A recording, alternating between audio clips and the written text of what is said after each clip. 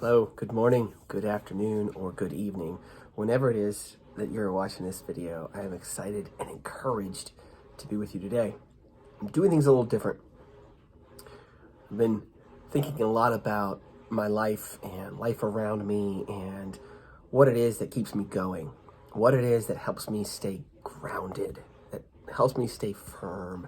And one of the things that has helped me tremendously, I can't remember when or who shared it, but it's a story called Push the Rock.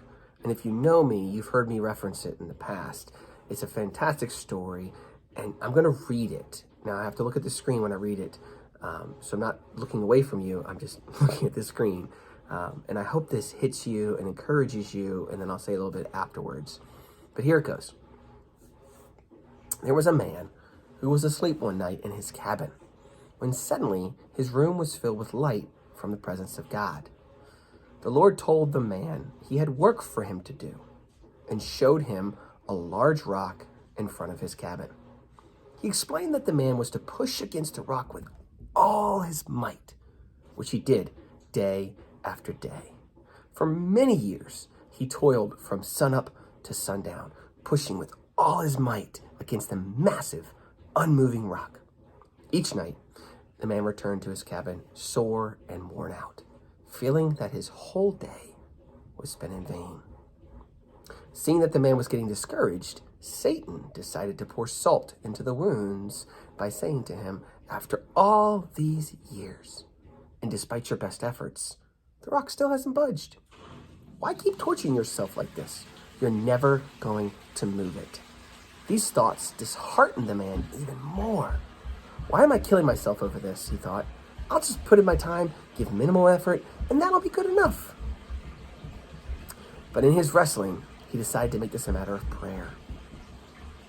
"Lord," he said, "I have labored long and hard in your service, putting in all my strength to do what you've asked.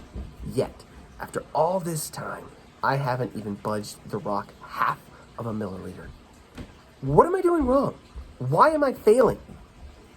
The Lord compassionately responded, "My friend, when long ago I called you to serve me and you accepted, I told you that your task was to push against the rock with all your might, which you have done. Never once did I expect that you might move it. Your task was simply to push, and now you come to me with your strength spent, thinking that you failed. But is that really true? Look at yourself. Your arms are strong. Your back is muscled. Your hands are calloused from constant pressure, and your legs have become massive and rock hard. Through opposition and resistance, you have grown much in strength, stamina, and ability. You may not have moved the rock, but remember this. Your calling was to be obedient. Your calling was to be obediently push the rock, to exercise your faith, to trust in my wisdom. This you have done well, my friend. So now I will move the rock for you." It's called Push the Rock. So many things in that little story have resonated for me and helped me understand what my role is in obediently following the Lord. When it comes to being a parent, when it comes to being a dad, when it comes to being a good, excellent worker, no matter what job or career I've had, so many things in that story have helped me remember, what is my role? What is it that God has asked me? What task has he given me? Have you ever been exhausted?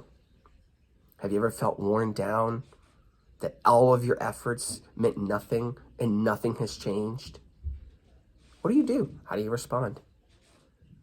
The man in the story desperately cried out to the Lord, even though he was tempted and tested by the evil one. So I don't know about you, and I hope this was encouraging, but I can tell you this, is that your desperation, your efforts, when following the Lord, are not in vain. Thanks for being here. I'm going to continue to post more videos. Subscribe on my YouTube channel.